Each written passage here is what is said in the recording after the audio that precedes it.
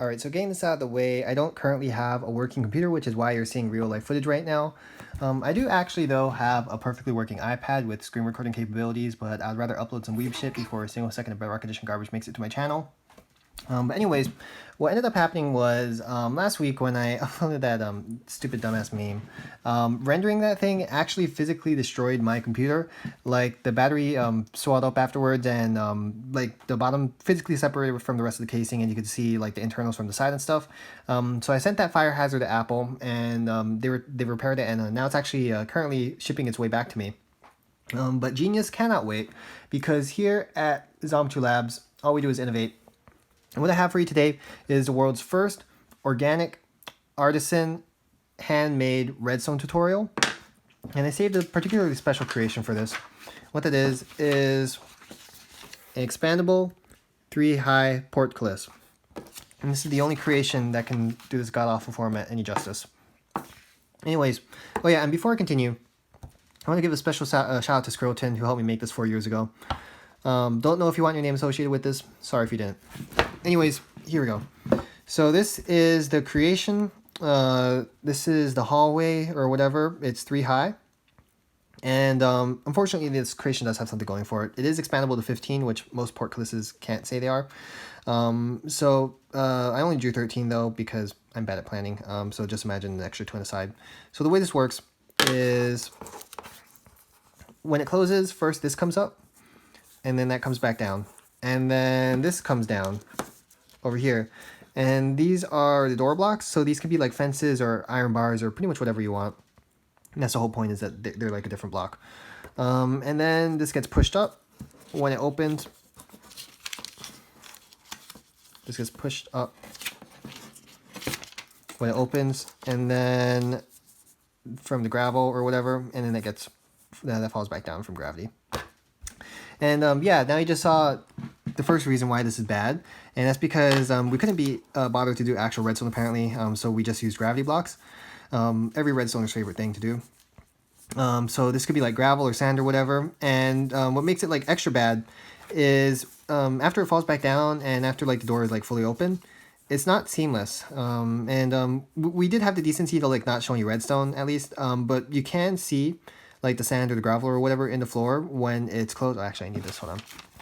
And then when it's open as well, you're able to see like the, hold on. Give me a second, sorry. You're able to see, hold on, it's getting stuck. All right, there we go. You're able to see the fences or iron bars or whatever in the ceiling as well. So that's bad. And then also the way it works is bad, because in the top left corner here, this thing is a burnout. So that's bad. And also, I'm pretty sure the size is bad. Like, I'm fairly certain this isn't smallest, and if it is, then shame on the rest of the redstone community, because it's 2 deep, and then it's 3 long this way, and then it's 17 tall. And in my eyes, that's pretty big. I don't really care about portcullises, so I don't know how big this actually is in relative to like other ones.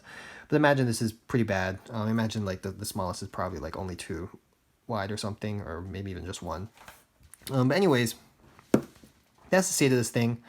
Oh yeah, and then also, like I mentioned, I made this 4 years ago with this grill, and to be honest, I literally have not activated it since. So I don't even know if this thing works, and because I don't have my computer, I have plausible deniability for whether it actually does or not.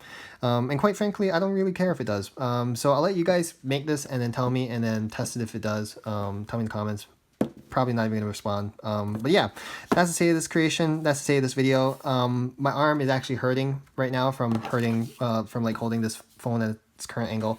So I'm gonna go take a rest, and then when I come back, we can do that tutorial.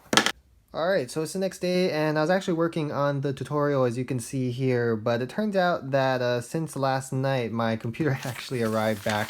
So I decided I'm not going to subject you to watching 45 minutes of this shit, so I will see you guys in Minecraft. Yeah.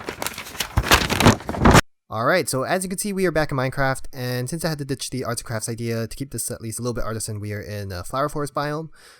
So getting started with the redstone, because screw the item count, I don't really care about that, too much effort. This is the layout for the thing, and as you can see, like I mentioned earlier, Not seamless, really bad. Gravity blocks in the floor, fence posts in the ceiling, looks awful. Anyways, if you do want to build this for whatever reason, these bottom 2 rows of pistons are sticky pistons, with the top row being normal pistons.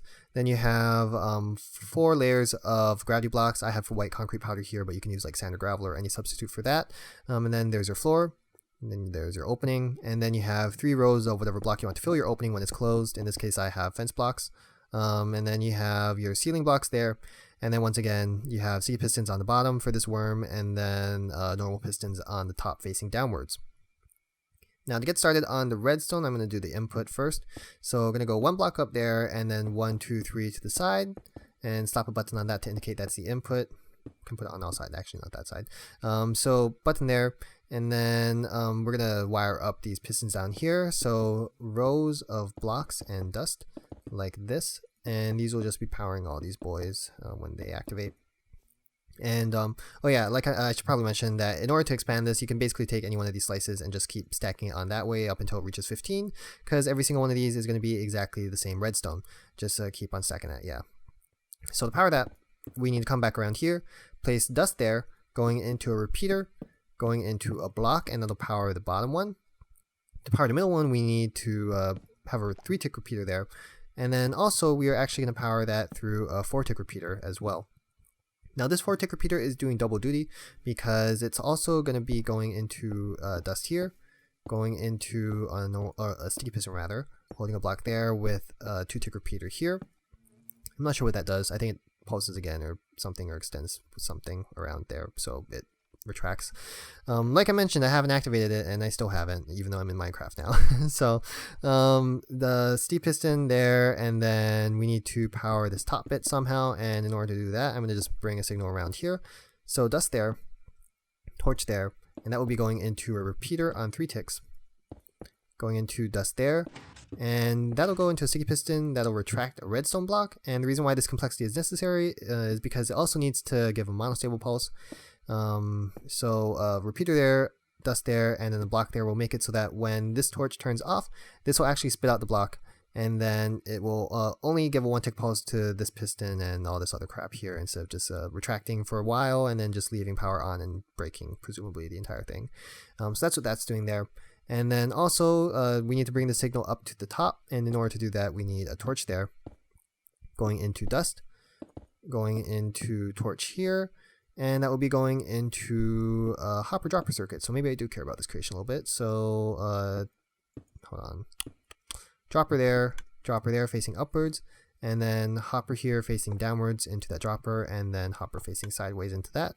And this is a T flip-flop pulse sort of thing, where if we put an item in there, and then one time that item will move to the left dropper, and then the other time that torch activates, then it'll move through this system here. If I can grab myself a computer. So output through that hopper, and it'll only give a short pulse, and that will be carried up further to the top with a torch tower. And this tower will go into a sticky piston holding a cauldron, actually. And I also should grab some water at the same time. So cauldron, water, and that will be going into our beloved burnout over here. So there, and then burnout, and then in order to power these pistons over here, we need more lines of dust. What a surprise. And then repeater there on 2 ticks of delay. And then this top one actually is just 1 tick of delay. So repeater there, 1 tick of delay, and then want to cut off this dust before we place a dust there. And then I believe that's actually it for this creation. Let's leave the mystery as to whether it actually works or not. So yeah, this was a really terrible idea for me 4 years ago, and here I am presenting it as a really terrible idea today in the present. So time is a flat circle. You can probably tell from my voice as to how much I actually care about this thing. You can tell just from the like waterfall of condescension. Anyways, thank you guys for watching. Sorry you had to watch this, yada yada. Until next time or something, goodbye.